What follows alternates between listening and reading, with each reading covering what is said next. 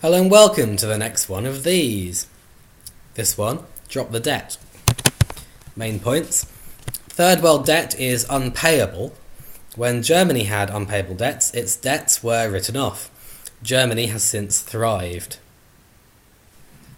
Point 2. Odious debt.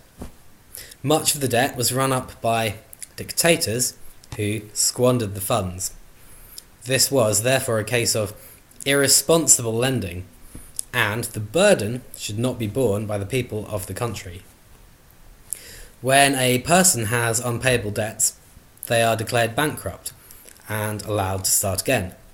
The same should be true for countries. Next point. Debt is used as a tool for control. When debts have been unable to be serviced, the International Monetary Fund has stepped in to lend further funds just to service the old debts. And with these IMF funds have come harmful conditionalities, forcing poor countries to cut back on vital services such as education and healthcare, and to enact economic policies which allow rich world corporations to profit at the expense of people in the poor country. The idea that the Third World owes us anything is reprehensible. We have utterly pillaged those lands, and our colonial activities, including economic colonialism, are what is responsible for poverty in these countries. We have long extracted raw materials and knocked down prices and sabotaged democratic governments, installing and propping up corrupt dictators who keep the local economy geared towards servicing the needs of rich world corporations. If anything is owed, it is reparations from the rich world to these people. When people are on or below the breadline, you do not, I repeat, you do not take your pound of flesh. You cut your losses. We should be helping these people. Next point. If you forget about cash and look at actual physical stuff, the picture becomes clearer. There's always been far more going out of poor countries into rich countries than vice versa.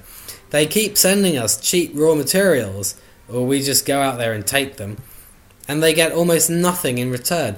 So any pretense that they owe us anything is creative accounting. Where debt cancellation has taken place, development and growth have increased. Debt write-offs enable development to take place. As third world countries are allowed to develop their economies, they become more productive, and we will have more to gain in the long run from trading with them than if we keep them as exporters of cheap raw materials and sweatshop labour.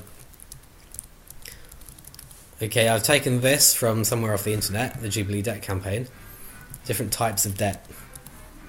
Debts a country can't afford to repay without meeting its people's basic needs. For example, water, health, education, roads, transport, finance, stuff. Debts on loans that the lender knowingly gave to dictators or oppressive regimes. Debts on loans that the lender knew were going to be stolen through corruption.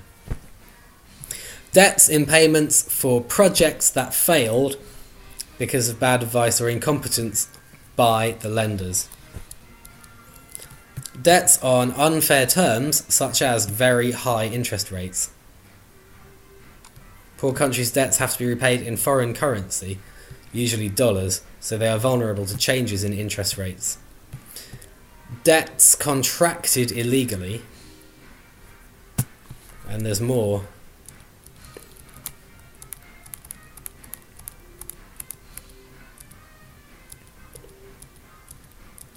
We'll just scroll through this. So if you wanted to have a look in more detail, is the address that it's from my blog. Okay. Stop that.